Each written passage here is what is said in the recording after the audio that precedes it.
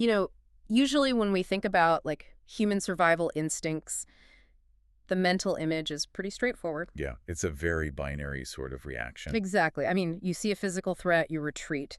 Like, say a storm is gathering on the horizon, right? Hmm. The sky turns that bruised, ominous purple color. Oh, yeah, that terrifying storm color. Right. And the wind starts whipping through the trees. Instantly, your brain fires off this completely non-negotiable signal. Run inside, lock the door, get down to the basement. It's just deeply ingrained. Yeah.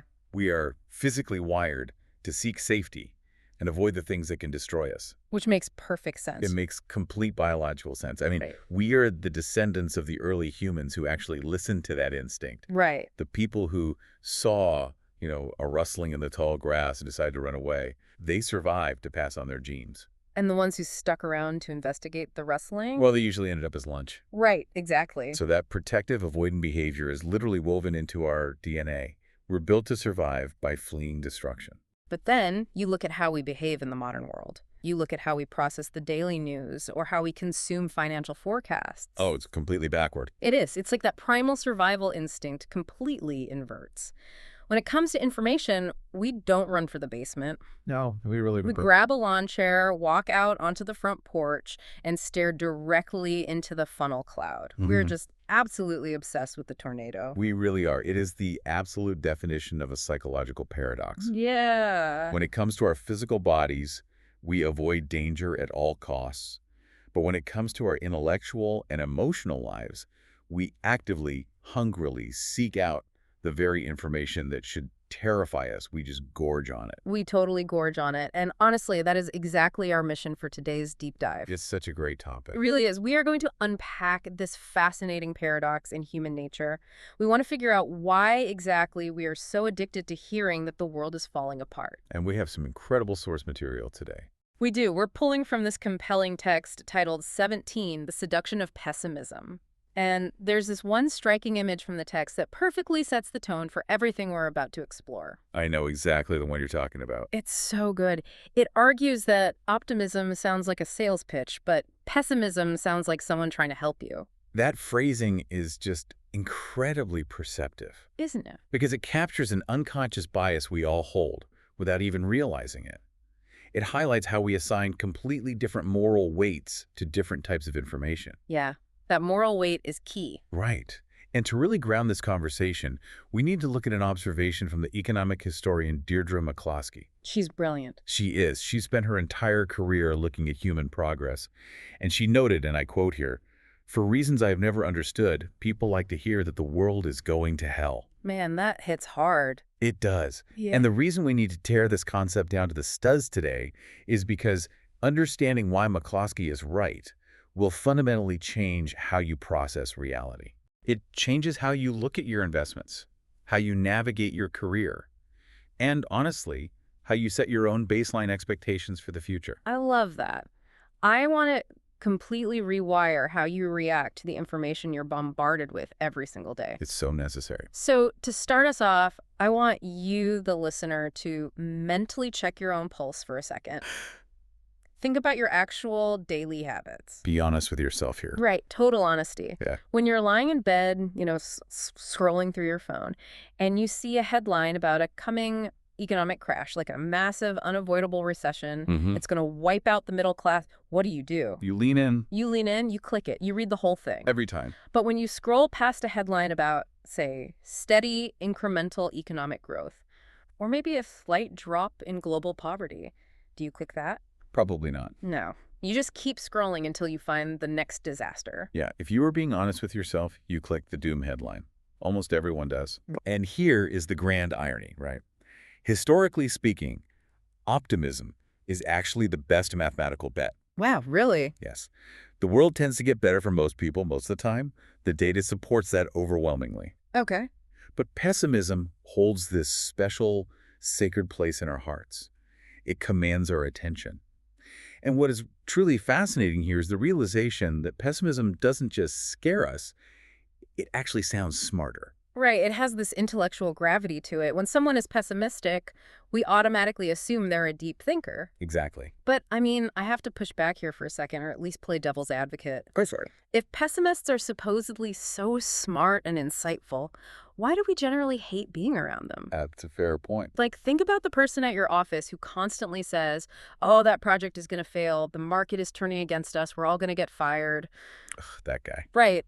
Eventually, that guy just gets excluded from the meetings. He's annoying. So how do we reconcile the fact that doom sells with the fact that nobody likes a chronic complainer? That is the perfect distinction to make, honestly, because it brings us right to the foundational definitions we need to establish for this whole deep dive. Okay, lay it out for us. The person in your office who complains about everything isn't a true pessimist in the macroeconomic sense. They are just a fatalist. Ah, a fatalist. Right. They think nothing matters and everything is doomed regardless of our actions. So they've just given up. Exactly. But the kind of pessimism that seduces us intellectually is the analytical kind. It's the person who points out the hidden flaw in the system. Got it. But to understand that, we first have to understand what it is being compared against.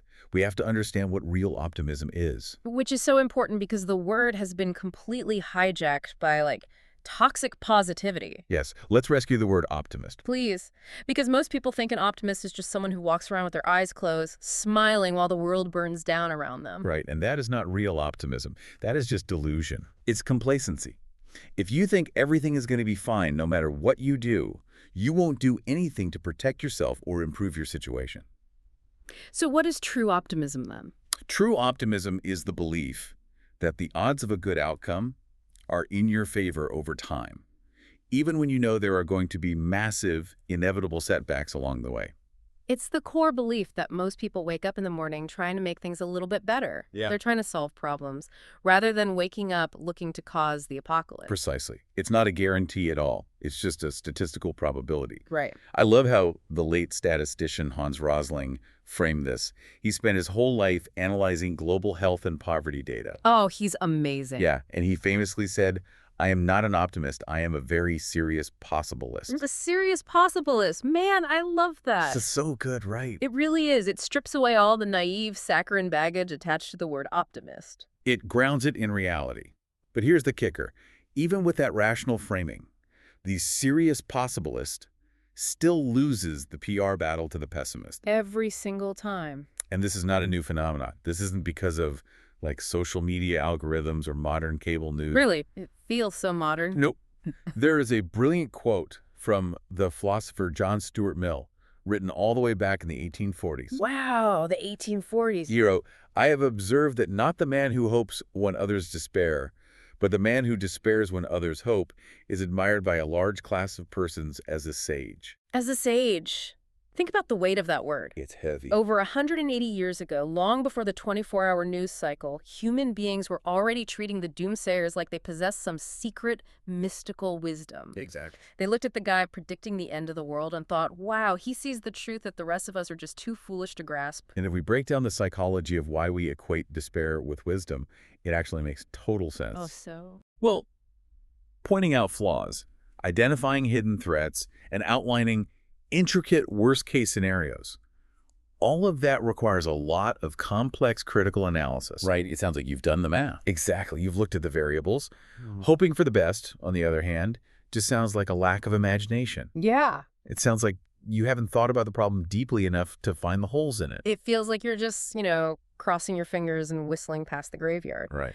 But true optimism requires just as much, if not more, critical thinking than pessimism. Oh, absolutely. True optimism isn't a toxic positivity motivational speaker standing in your living room telling you to find your inner peace while the walls are literally engulfed in flame. No, that's just terrible advice. Right, that's complacency. True optimism is the firefighter who walks into that burning house. They fully acknowledge the extreme lethal danger of the flames. They understand the structural weakness of the roof.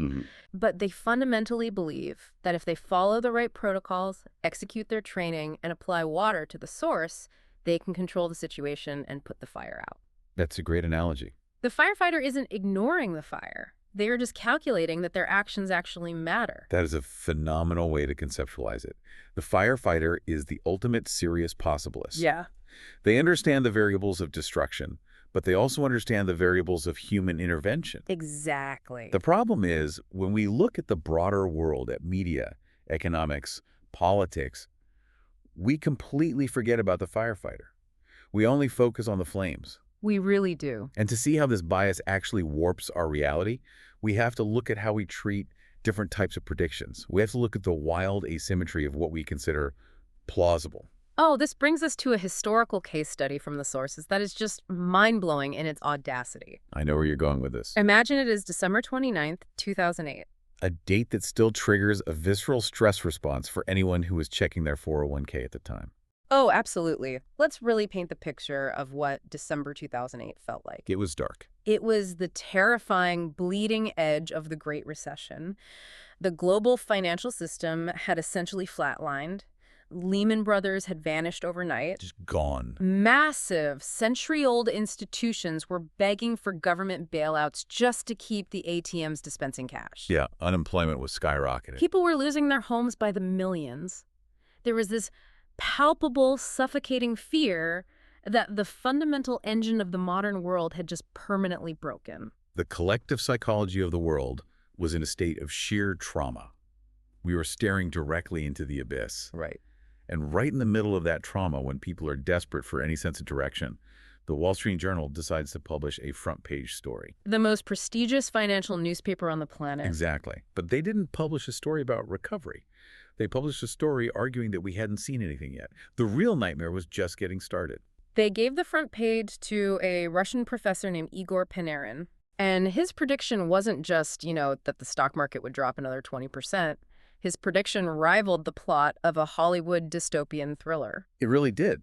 The journal reported that, according to Panarin's detailed analysis, by the summer of 2010, which was only about 18 months away at that point. 18 months? Right. He said the United States of America was going to completely physically break apart into 6 separate pieces due to economic and moral collapse. We have to walk through the exact geographic details of this guy's map because the sheer extremity of it is vital to understanding our bias. Please do. He didn't just say the U.S. would weaken. He said Alaska would revert back to Russian control. Wild. California and the West Coast would form the Californian Republic and fall entirely under Chinese influence. Okay. Texas and the South would become the Texas Republic and be absorbed or controlled by Mexico. It gets crazier. Washington, D.C., New York, and the East Coast would form an Atlantic America and perhaps join the European Union. Sure, why not? Canada would somehow sweep down and grab the northern states to form a central North American republic, and Hawaii would become a protectorate of Japan or China. It is borderline science fiction. Totally. I mean, it completely ignores centuries of deep-rooted American cultural identity, massive military realities, and basic geopolitical logic. But that is the crucial point. This wasn't some late-night rambling on a fringe internet forum. No. This wasn't a guy on a street corner with a cardboard sign. This was placed on the front page of the Wall Street Journal. Which just proves the absolute seductive power of pessimism. Yeah. The editors of the journal, who are highly educated, skeptical journalists, looked at this apocalyptic map predicting the literal dissolution of the United States in 18 months, and they thought, yes. This is a serious thought piece. Our readers need to consider this. It's wild. Because in an environment of fear, extreme pessimism doesn't look crazy. It looks like necessary preparation. It looks plausible. Now, we're going to look at the exact opposite scenario to truly expose how broken our internal plausibility meter is. Let's do it. We just looked at a ridiculously apocalyptic forecast that was treated with absolute seriousness. Now, let's look at a forecast of extreme, almost comical optimism. We're going to travel back to Japan in the late 1940s. To really understand this, we have to grasp the absolute devastation of post-war Japan. Oh, right. Set the scene for us. By 1946, the nation wasn't just defeated, it was gutted. The industrial base was vaporized. The social and cultural fabric was entirely ripped apart. It was unimaginable. They had just endured the first and only atomic bombings in human history. And on top of all that trauma, a brutal winter in 1946 triggered a massive horrific famine. Wow. The daily food ration was reduced to less than 800 calories per person. They were starving. They were literally living in the rubble of a lost empire. It was rock bottom in every conceivable metric. It really was. Now imagine a Japanese academic sits down at a typewriter in 1946, looking out the window at this ruined, starving landscape, and writes a newspaper column. And in this column, he says, "Chin up, everyone. I've run the numbers. Within our lifetime, our economy is going to grow to almost 15 times the size it was before the war. 15 times. Our life expectancy is going to nearly double. We are going to build a stock market that will produce returns rarely seen in the history of global finance. Keep going. We are going to go more than 4 straight decades without ever seeing unemployment top 6%. We are going to become the undisputed dominant world leader in electronic innovation, auto manufacturing, and corporate management systems." Unbelievable. Oh, and our bitterest enemy, the Americans who just defeated us, they will become our closest global ally, and their massive corporations will desperately try to copy our business insights. I mean, if an academic had somehow managed to publish that column in Tokyo in 1946, what would the reaction have been? He would have been fired immediately. Instantly. People would have assumed the trauma of the war had completely broken his mind. He would have been laughed out of every serious academic circle and quietly advised to seek psychiatric help. Yeah, it would have been viewed as deeply offensive, delusional madness. And yet, here is the grand, staggering irony that reveals everything about human psychology. What's that? That hypothetical, seemingly delusional, insanely optimistic prediction is exactly, point for point, what actually happened. It's incredible. The Japanese economic miracle is one of the greatest feats of human adaptation in history. Every single one of those absurdly positive predictions came true within a generation. It just breaks your brain to think about the asymmetry here. It really does. Panarin predicting the sci-fi collapse of America in 2008 looks entirely plausible to the smartest financial minds in the world, even though it was completely 100% wrong. Right. But a forecast of absolute roaring, unprecedented success for Japan in 1946, which ended up being 100% factually accurate, would have been dismissed as literal insanity. This is the asymmetry of plausibility. If you stand on a stage and tell an audience that everything will be great, that human ingenuity will solve our current crises, they roll their eyes. They check their watches. They think you're selling them a self-help seminar. But if you stand on that same stage and tell them that the system is fundamentally broken, that a catastrophic collapse is imminent, and they are in immense localized danger. The room falls completely silent. Exactly. You have their absolute, untouched attention. Yeah. You become the sage that John Stuart Mill wrote about. You see this dynamic playing out every single day in the financial world. Look at the massive industry of investing newsletters and YouTube finance gurus. Oh, it's everywhere. It is completely saturated with these prophets of doom. They build massive subscriber bases and sell expensive courses entirely predicated on the idea that the sky is falling, hyperinflation is tomorrow, and the dollar is going to zero. Yeah.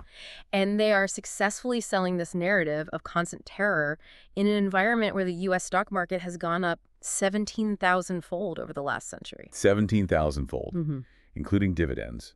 The underlying reality is an unstoppable engine of compounding growth. Yet the people selling fear are the ones driving the sports cars. The rational optimist, Matt Ridley, captured this perfectly in the text. What did he say? He noted that there is a constant rhythmic drumbeat of pessimism in our culture. He pointed out that if you say the world is going to get better, you are considered embarrassingly mad. Embarrassingly mad. Right. But if you say catastrophe is imminent, you might expect a MacArthur Genius Award. The intellectual establishment just rewards pessimism.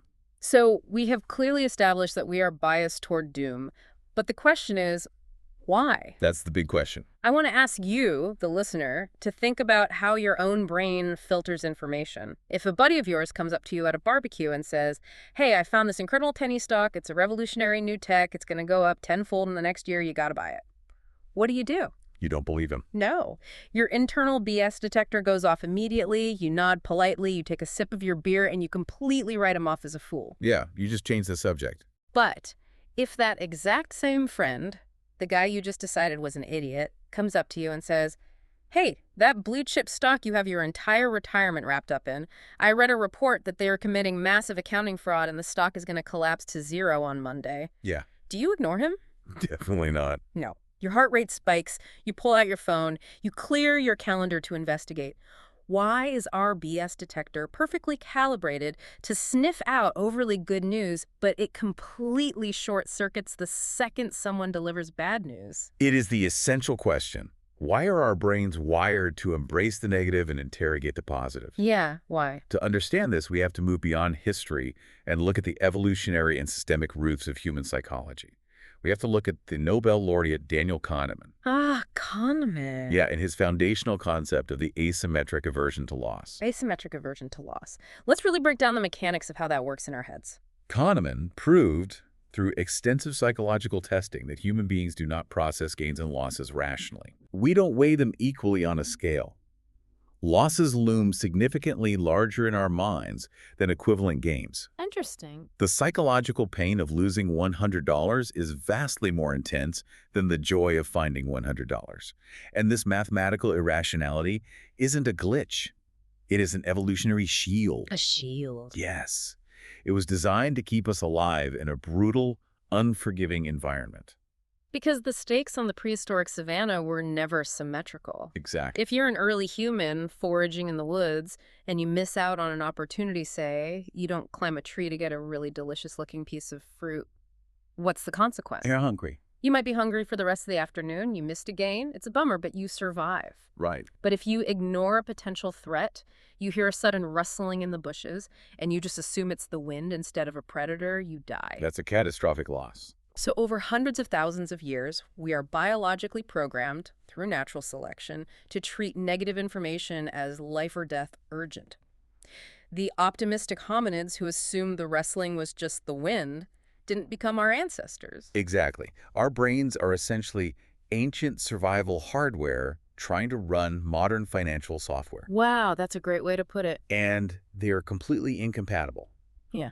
But there is another layer to this that explains why financial pessimism is uniquely persuasive and contagious today. What's that? It comes down to the difference between individual risk and systemic risk. This is a crucial distinction. We treat financial news differently than almost any other type of news. Yes, because money is ubiquitous. It connects all of us. Think about how we process the weather. Okay. If a massive Category 5 hurricane is barreling toward the coast of Florida, it is an absolute tragedy. It is terrifying for the people in the impact zone. Sure. But if you live in Seattle or Denver or Chicago, you might watch it on the news with sympathy, but you don't panic about your own physical safety. Right, because it's thousands of miles away. A hurricane does not pose a direct threat to 92% of the American population.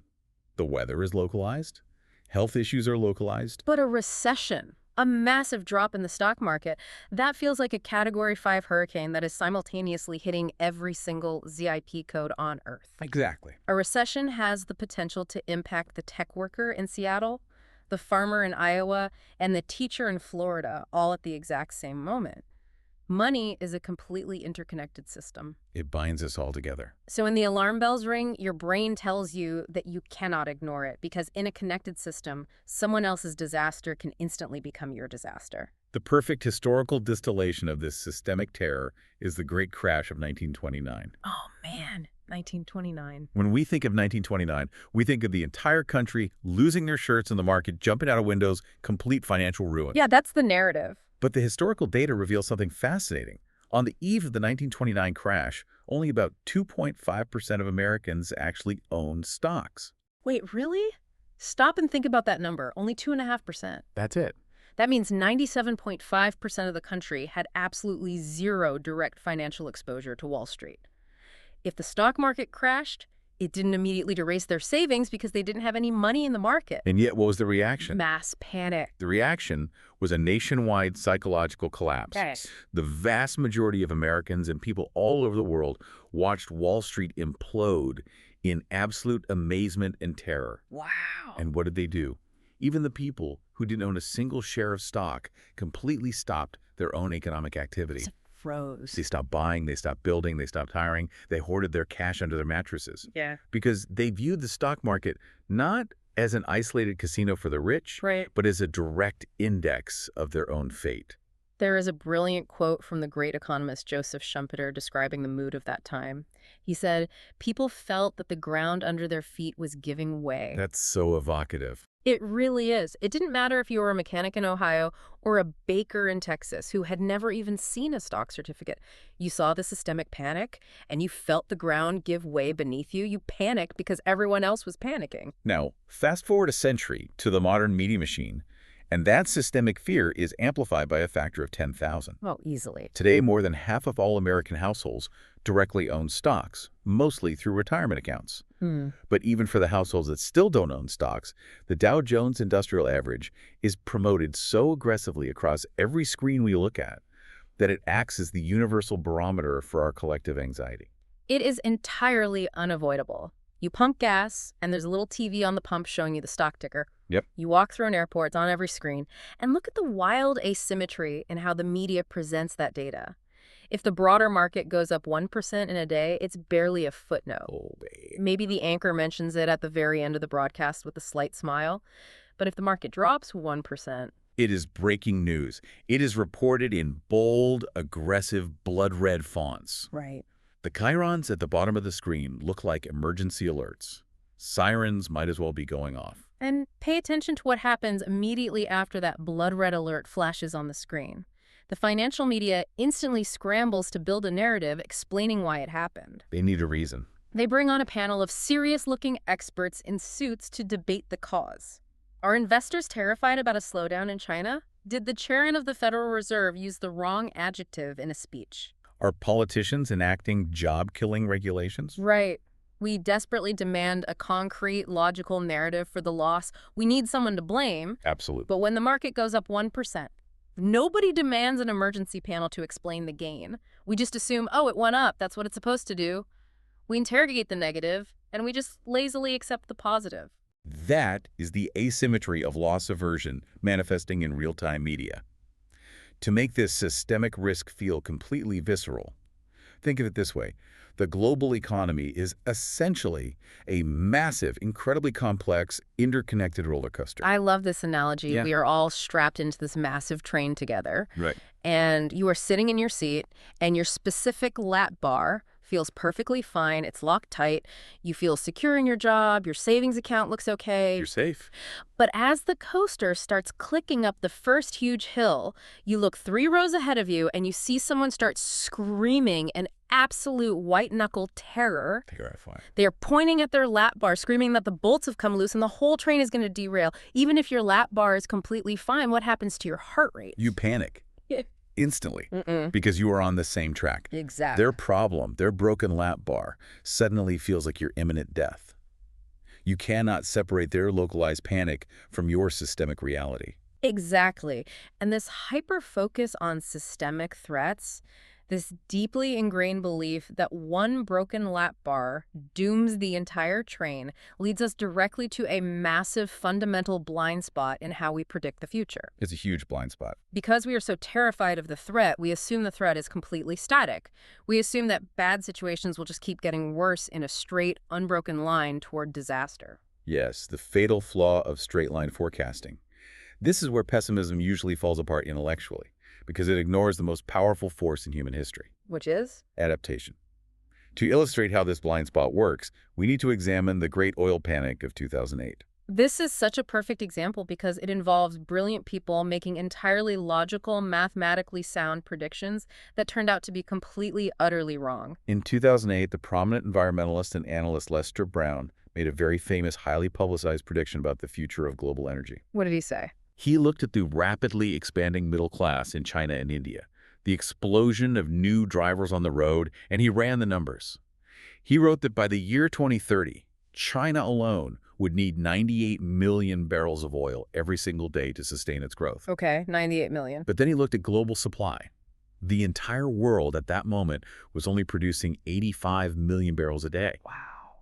And many experts believed we had reached peak oil, meaning we might never produce much more than that. So China needs 98 million, the world only produces 85 million. The math is simple. And the conclusion is terrifying. We run out of oil, the modern economy grinds to a halt. And if you look at that prediction purely through the lens of a straight line on a graph, he is absolutely right. So, right. If you take demand line A and angle it sharply upward, and you take supply line B and keep it flat, those two lines eventually cross and you hit a massive catastrophic shortage. The math is flawless. The math is flawless, but the underlying assumption is completely broken. Straight-line forecasting assumes that human beings are static variables. It assumes we just blindly march forward without reacting to our environment. But that is not how markets work. It is not how humans work. No, it isn't. There is an iron law of economics that completely shatters straight-line pessimism. And this is a principle every investor, every citizen needs to memorize.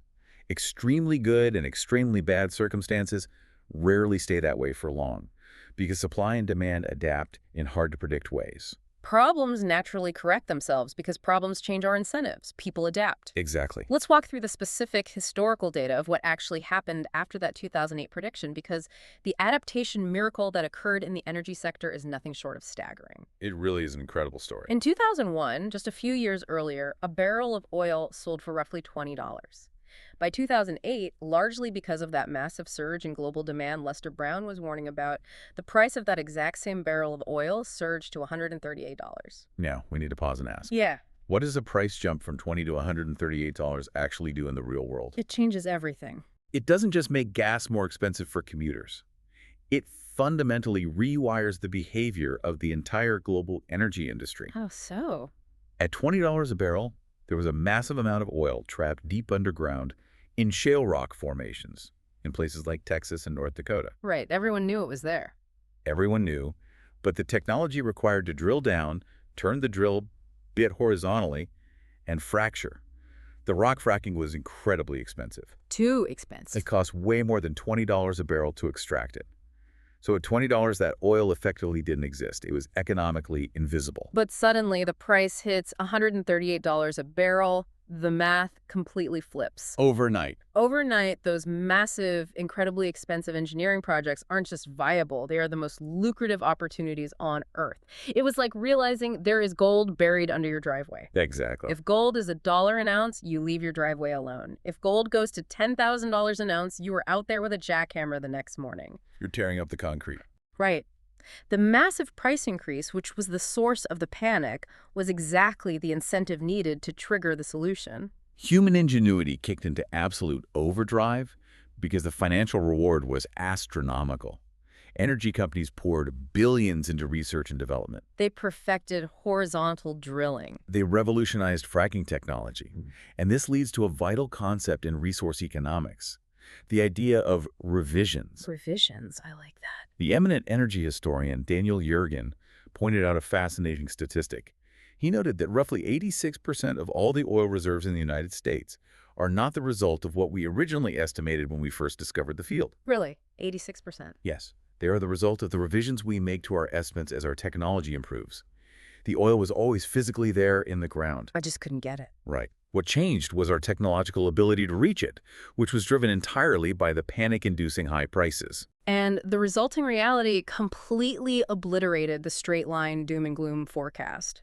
In the United States alone, entirely because of these new technologies driven by price incentives, oil production didn't stay flat at all. It exploded. Shot straight up. Production went from roughly 5 million barrels a day in 2008 to a staggering 13 million barrels a day by 2019. And global production didn't peak at 85 million barrels. It surged past 100 million barrels per day. Wow.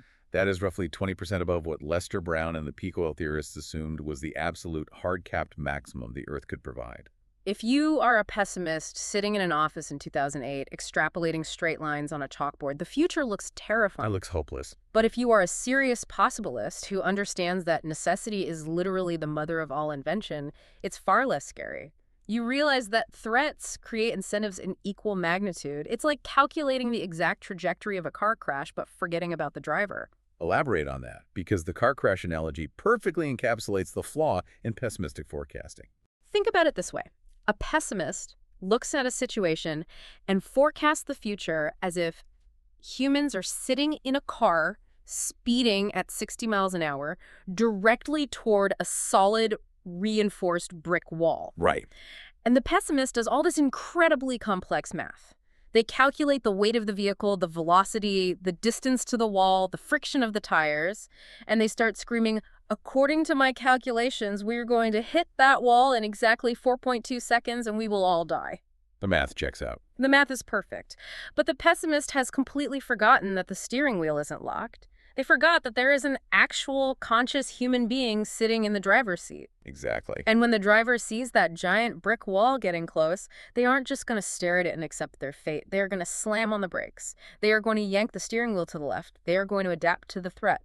Straight line forecasting always forgets the driver. That is exactly it. We forget that the presence of the wall incentivizes the driver to turn the wheel. Right. Problems naturally incentivize their own solutions. They really do. But this brings us to a profound philosophical question. If human progress, adaptation, and ingenuity are so incredibly powerful, if we constantly invent our way out of these apocalyptic scenarios, why do we constantly forget about them? Yeah, why doesn't optimism or serious possibilism have a better PR department? Seriously. Why is pessimism always the louder voice in the room? And here we arrive at what might be the most poetic and, frankly, the most tragic insight of this entire deep dive. Let's hear it. The reason optimism loses the narrative battle isn't because it's wrong. It's because of a fundamental issue with timing. Timing. Progress happens entirely too slowly for our brains to notice, but setbacks happen way too quickly for us to ignore. This is the critical dichotomy. It is the speed of tragedy versus the sloth of miracles. Exactly. Think about the basic mechanics of the universe. Destruction is almost always driven by single points of failure. It is instantaneous. Right. A bridge can stand for 100 years, but if one crucial support beam snaps, the whole thing falls into the river in 4 seconds. A career can take 30 years to build and be destroyed by one bad tweet in 3 seconds. Man, that's so true. Destruction is an event. It happens overnight. But creation, growth. Growth doesn't have a single point of success. Growth is driven by the slow, invisible grinding process of compounding. And compounding always takes time. Miracles take decades. Yeah. And to illustrate just how blind we are to slow miracles, we have to look at the timeline of arguably the greatest invention in human history, the airplane. The story of the Wright brothers is the ultimate testament to the invisible nature of compounding progress. It really is. And it starts not with a breakthrough, but with a proclamation of absolute pessimism. We go back to January 5th, 1889. Okay, 1889. The Detroit Free Press, a major respected newspaper, publishes a definitive article confidently stating that human flight is not just difficult, it is biologically and scientifically impossible. They laid out this very rational-sounding argument that nature has a strict weight limit for flight around 50 pounds, the weight of a large bird. Therefore, a machine carrying a human engineer, an engine and fuel, would wildly exceed this biological limit. Ergo, flight is a scientific fantasy. Don't even try. That was the accepted intellectual consensus of the time.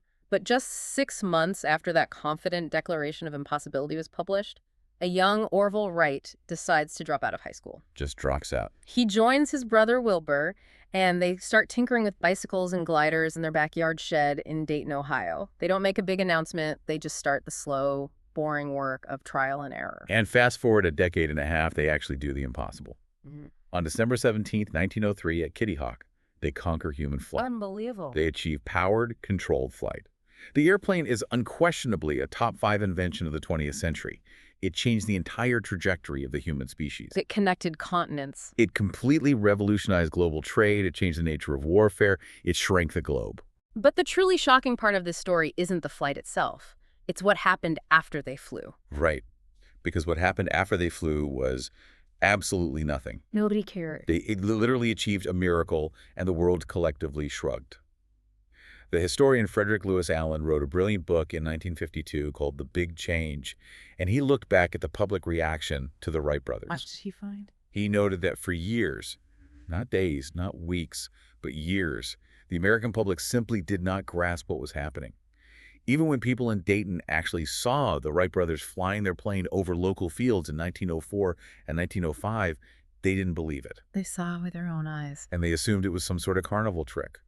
The cognitive dissonance was so strong that they literally couldn't process the miracle happening right above their heads. Allen pointed out that it wasn't until May of 1908, nearly 4.5 years after that first flight at Kitty Hawk, that experienced journalists finally bothered to go down and properly observe them. 4.5 years. The greatest invention of the century was ignored for half a decade because the progress was too slow and incremental to break through the noise. And even when the press finally started paying attention, they completely failed to see the compounding potential of the invention. Right. In 1909, the Washington Post wrote an editorial about airplanes, and they stated, "There will never be such a thing as commercial aerial freighters. Freight will continue to drag its slow weight across the patient Earth." They couldn't even imagine a cargo plane. Not at all. And what is the ultimate beautiful punchline to that incredibly pessimistic Washington Post quote? The very first commercial cargo flight took off exactly 5 months after they printed that editorial. 5 months. 5 months. But here's the dark flip side that we have to confront. We just saw how a world-changing miracle took years to be acknowledged. Now let's look at how quickly a tragedy travels. What finally put airplanes on the front pages of newspapers everywhere? It wasn't the miracle of flight. No, it was death. In September of 1908, the Wright brothers were giving a demonstration flight for the military, and the plane crashed. A young Army lieutenant named Thomas Selfridge was killed. The first casualty. He was the first person to die in an airplane crash. And that was the event that generated massive front-page headlines across the country. The breakthrough of human flight took years to be believed, but the tragedy of a fatal crash was breaking news the next morning. Because it's a single point of failure. It is fundamentally easier to construct a compelling narrative around pessimism and tragedy because the story pieces are so fresh, so sudden, and so visceral. A crash is an event. You can photograph the wreckage. Exactly. Optimistic narratives, on the other hand, require you to look at a long, boring stretch of history, piece together incremental developments, and project them into the future. That takes mental effort. We prefer the quick hit of the tragedy. And this cognitive bias isn't just a historical quirk regarding inventors. It governs how we view the most important aspects of our lives today. It is especially vital to understand when we look at the silent compounding of modern medicine. This is the statistic that honestly stopped me in my tracks when I was reading the source material. It completely rewired my perspective. If you look at the last year of medical research, or even the last 5 years, you might not notice a massive shift in human longevity. You might think we are stagnating. Yeah. But if you zoom out and look at the slow, compounding progress over the last 50 years, the data is miraculous. The age-adjusted death rate per capita from heart disease in the United States has declined by more than 70% since 1965. A 70% drop in the leading cause of death. The percentages can feel abstract.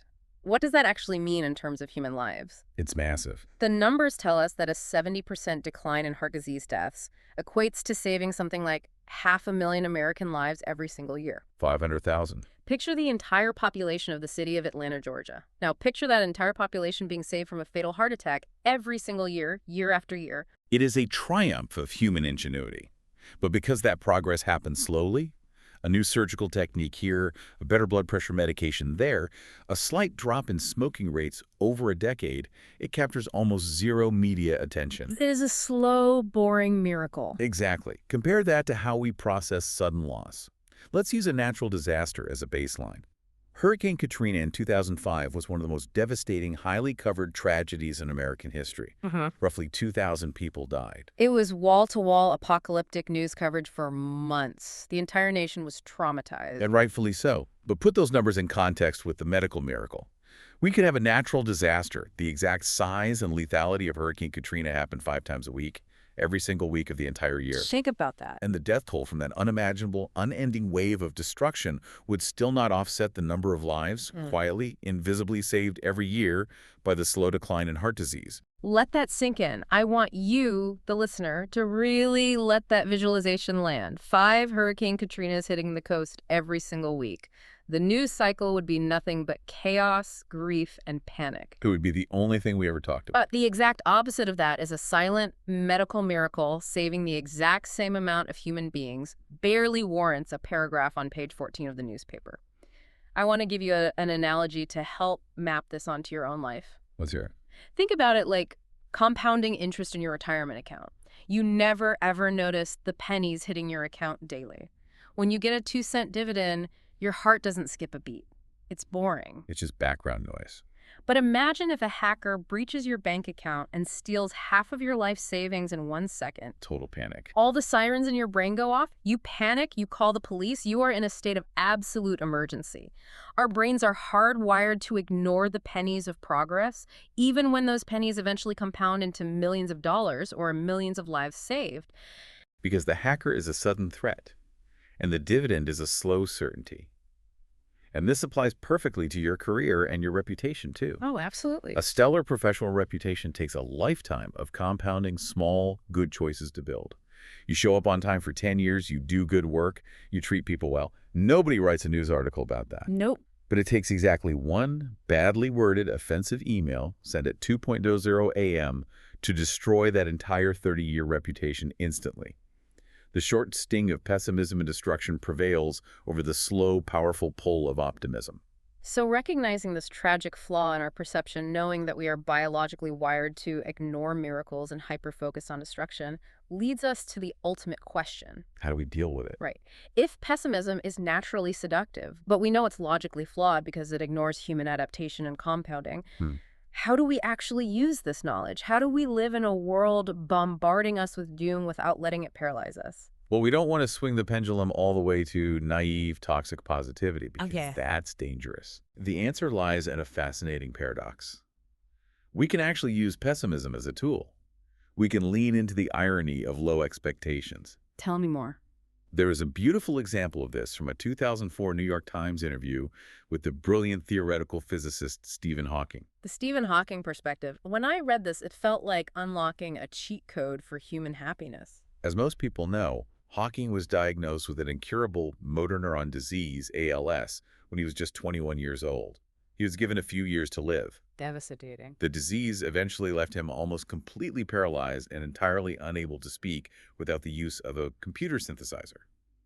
But during this interview with the Times, he was discussing a new book he was publishing, and he was expressing this profound, vibrant excitement about communicating complex science to everyday people. Wow. The interviewer was struck by his demeanor. He looked at this man who had been robbed of his physical autonomy by a brutal disease, and he asked him, "Are you always this cheerful?" And Hawking's reply was just absolutely profound in its simplicity. Hawking said, "My expectations were reduced to 0 when I was 21. Everything since then has been a bonus." Everything since then has been a bonus. That single sentence unlocks what I like to call the secret hack of pessimism. The secret hack. If your personal brand of optimism means you constantly expect everything in your life to be universally great, if you expect the market to always go up, your career to be a smooth upward curve, and your health to be perfect, you are actively setting yourself up for chronic disappointment. You're setting the bar impossibly high. Paradoxically, expecting constant greatness makes a best-case scenario feel completely flat. Why? Because when something great happens, you just feel like you got what you were owed. You don't feel joy. You just feel a lack of annoyance. Right. It completely drains the joy out of winning if you walked onto the field already assuming you had won. You don't celebrate, you just check a box. The secret hack here is that a healthy dose of pessimism actually reduces your baseline expectations. It narrows the gap between the possible outcomes of a situation and the outcomes that'll actually make you feel good. This is the final, beautiful contradiction that this entire philosophy lands on. Expecting things to be bad, expecting setbacks, expecting the market to crash occasionally is actually the best psychological framework to ensure you are pleasantly surprised when things turn out well. And that, ironically, is something to be highly optimistic about. It's a complete mental flip. It makes me want to pose a philosophical question to you and to you listening right now, wherever you are. I'm ready. Is our societal addiction to pessimism, our obsession with the doom scroll, actually just a massive collective emotional defense mechanism? Oh, that's interesting. Are we all just consciously or subconsciously lowering the bar so far to the ground that we can eventually just trip over it and feel like we achieved something? Do we consume doom just to make our own ordinary lives feel like a victory? I think there is a profound truth in that. We use pessimism as emotional armor. We think that if we anticipate the worst, it won't hurt as much when it happens. But there's a cost to that armor. The tragedy is that in wearing that heavy armor, we blind ourselves to the incredible compounding realities of human progress happening all around us. We protect ourselves from the hacker, but we forget to invest in the dividend. So let's take a breath and recap the incredible journey we've been on in this deep dive today. We covered a lot of ground. We really did. We started by rescuing the concept of true optimism. We defined it not as blind, toxic complacency, but as being a rational, serious possibilist. We explored the dark allure of doom and why pessimism always sounds smarter and gets the front page. Like Igor Panarin's sci-fi prediction of a broken America in 2008, contrasted against the laughable yet completely true miracle of post-war Japan. We look deeply into our own evolutionary biology to understand why losses loom so much larger than gains. And why the deeply systemic nature of modern money makes financial fears highly contagious.